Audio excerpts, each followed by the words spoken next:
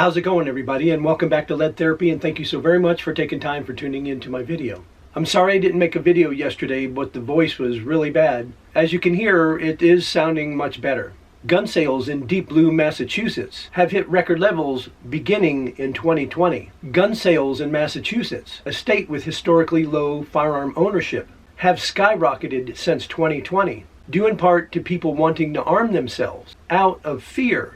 Many customers haven't fully grasped the idea of wanting to own a firearm for defensive purposes, but something brought them here. Cape Gunworks co-owner Toby Leary told a local news agency they feel like they've been spurred to do it based on what they see or their own personal feelings about the world. Leary said many of his customers during the pandemic and the following months told them they did not like guns, but that fear pushed them to make the purchase. The WBUR analysis recently published found gun dealers in the state sold nearly 276,000 firearms between 2020 and 2021, with the majority of sales being handguns at 64%, and 23% of those were of rifles. Massachusetts is tied with New Jersey for having the lowest gun ownership in the country at 14.7% of the households with at least one gun, according to Rand Corporation average estimates released in 2020.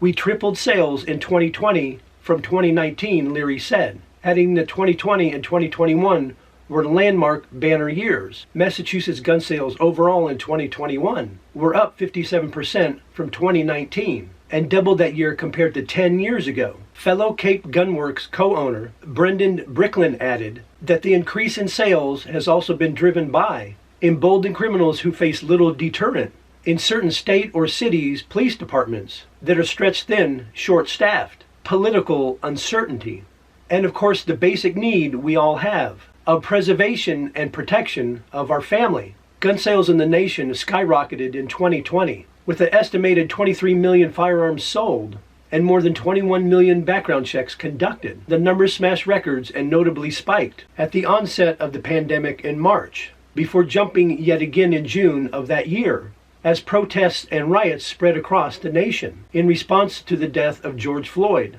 Violent crime spiked across the country in 2020, with the FBI reporting a nearly 30% increase in murders that year compared to 2019, marking the largest single increase in killings since the agency began tracking the crimes. A lot of people were looking around, especially early on in the pandemic, and getting the first sense of, I actually don't know that if something happens, the government will be there to protect me, Heritage Foundation legal fellow Amy Swearer said.